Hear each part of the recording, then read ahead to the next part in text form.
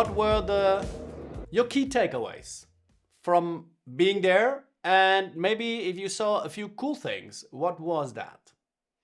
I think the biggest takeaway is that, the two biggest trends that we're seeing are shoppable. How to make how to sort of make TV shoppable, and the technology has improved to a point where it's a lot easier now to do that than it has been in previous years. So I think that's a big thing. And then also personalization, and what that means. Whether it's personalized advertising, taking the schedule of a channel and personalizing it for each individual, knowing that you like certain things, down to sort of you even personalizing news services. So if it knows that you're a big sports fan when you're watching the news, it'll serve you the sports news first. So that's all pretty cool, and down coming. The other big thing that I heard sort of between all this was a lot of muttering about how frustrated people are with the fact that the ad side of the business can't seem to get its act together. That, they had a big show in Miami called Possible, and people, and the general take was, here they are, partying, and yet all of these issues, from, ID resolution, measurement, how do you know, um, ratings, any of that stuff, still Fraud? hasn't. I'm sorry? Fraud?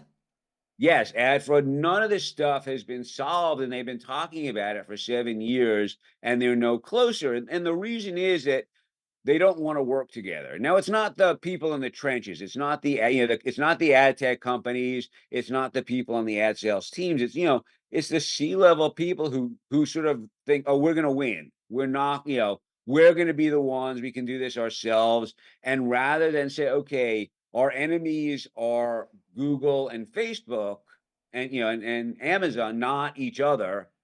They're all kind of trying to like do their own thing, and they need to stop doing that. And and to paraphrase Benjamin Franklin, who was one of the founders of the US, we shall all hang together, or we will all hang separately. And they need to pull together, or they will all get pulled apart. So Yeah, it's like that, and the Death Stars, as Evan Shapiro, your friend, yeah, calls them, is yeah, they just sit and have to watch, and things will sort themselves, or they will hang yes, themselves. exactly, exactly. Yeah. Okay, so shoppable means interactive ads. I click on it and I can right Yeah, away and do something. yeah, that you'll be able to buy things off of the TV set. Right now a lot of people are using QR codes. I don't know how much longer that's gonna be, just because QR codes tend to not be, well, people have got used to them during the pandemic. They're still not the most convenient thing, to say you're doing something else and your phone isn't in your hand. It might take too long. But there's a lot of new technologies, and the thought is that for certain types of shows and certain types of products, people are going to want to people are going to want to do that. People are going to want to buy things. There's obviously certain things are more obvious. Like if you're watching a cooking show, you might want to buy some of the ingredients, versus buying someone's hat on a horror movie or something. But there's a lot of potential there. And that's been pretty cool. And they've been trying to make it happen since Jennifer Aniston's sweater, which is a reference to Friends, Yeah. actually referred to a show that was current. So they've been trying to make this happen since the 90s onwards. And it seems that there's a lot more technology now to make that so, and people are kind of excited about it. And are there some cool solutions where it's okay in these areas or anywhere else that say, okay, wow, I've really been impressed. That's taking it to the next level. Yeah, I mean, one of the things we've been seeing is how AI is working in this. There's a couple of companies like iBuy and Curve that are doing things where they actually can sort of identify items in the show, and just using AI, what they, where you can buy them, and setting that, and sort of setting that up. So that's pretty cool. It doesn't have to sort of be pre-input, if you will. And along with that is the ability to sort of, which is, something that's really taking off, the ability to sort of identify moods and tone and sort of emotion, actors, all this in the show.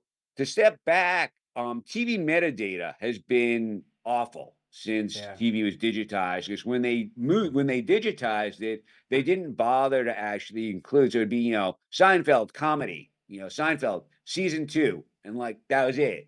So using AI to go in and really, flesh out the metadata is going to be, great for a whole lot of things, even for, discovery. So we were talking about that before, Yep. that you say, hey, I want to watch the episodes of Friends where they got the monkey, and that's all you have to give it, and it'll be able to find that for you. So that will do a big step towards ending the enshittification. On the other hand, there was in an article I read, they said, okay, now I might want to discover something, but actually the discovery engine or search engine is not showing me what I want, but showing me what the service provider wants me to watch. There is that, yes. And there's a fine line, because this is all an opportunity for monetization, right? Exactly. So they can, and people don't realize this. It's a weird mix. So long as it gets it pretty close, like, say with Spotify, where like it may be something the record label paid for, but it's also a song you might actually like, then they're okay. Yes. But when it gets too paid, there's that fine line when it gets like, why did you think I would want to watch that? That's when it's a problem. Alan, we could talk for hours, but I'm Yes. conscious of the time. It was great to have you. To be continued. Thank you Okay. very much for being here. Thanks for your insight. Always great to chat. Likewise, Andy. Thanks so much, man. Thank you. Take care. Bye. Bye-bye. Bye.